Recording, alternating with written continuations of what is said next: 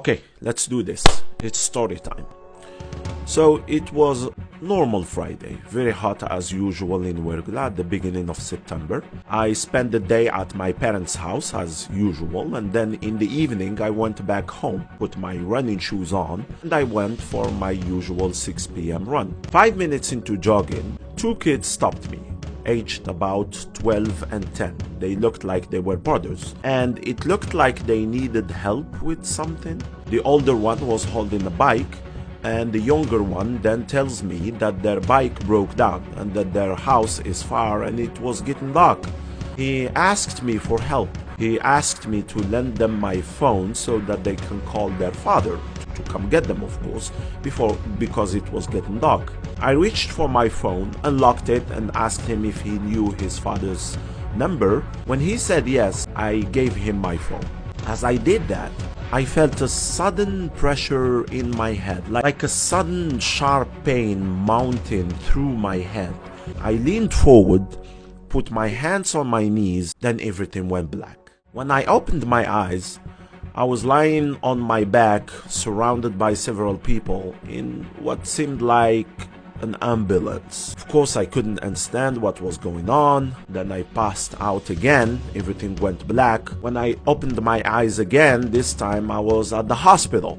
I saw a doctor and nurses and some other people around me talking about how I shouldn't worry, that everything is gonna be alright. Well, I was totally confused. My head was hurting so much, especially on the rear left side. I touched my head to find that I had a bandage. The doctor, familiar face, I'll come back to that later on, told me that my head was injured.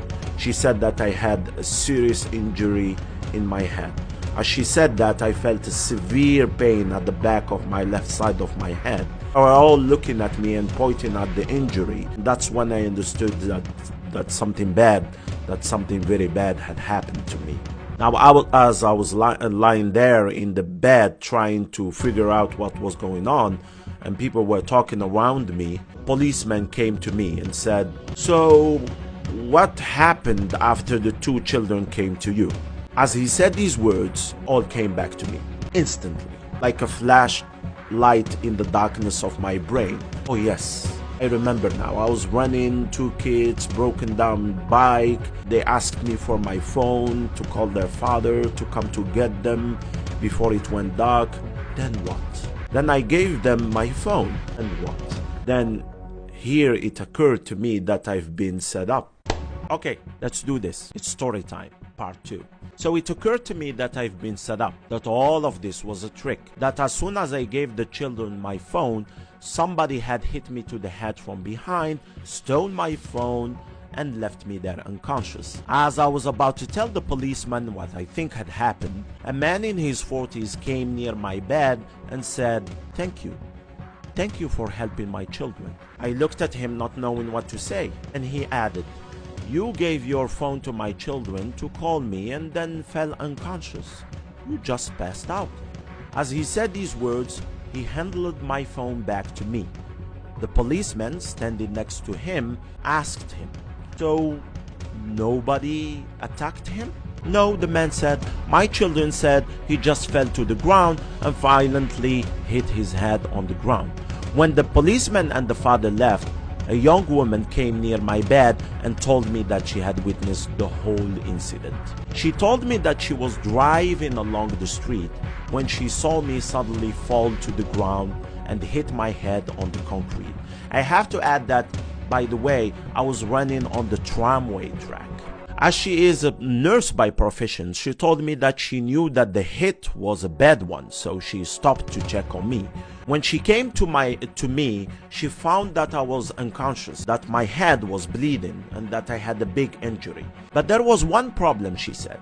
She said that as I hit my head so hard, that she found that I swallowed my tongue. Luckily, she was able to pull it out again. Yes, this young woman literally saved my life, and thank God Almighty that she was there.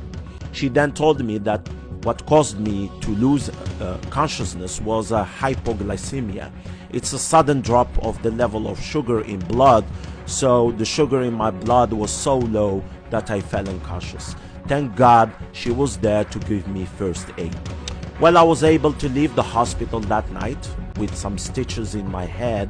At home, I was confined to bed for the next 10 days or something. The recovery was slow. It took about a month for me to totally be fine. Now I'm fine, alhamdulillah, and well, I resumed running. I resumed my 6 p.m. run, and life goes on. Hey, thank you for listening.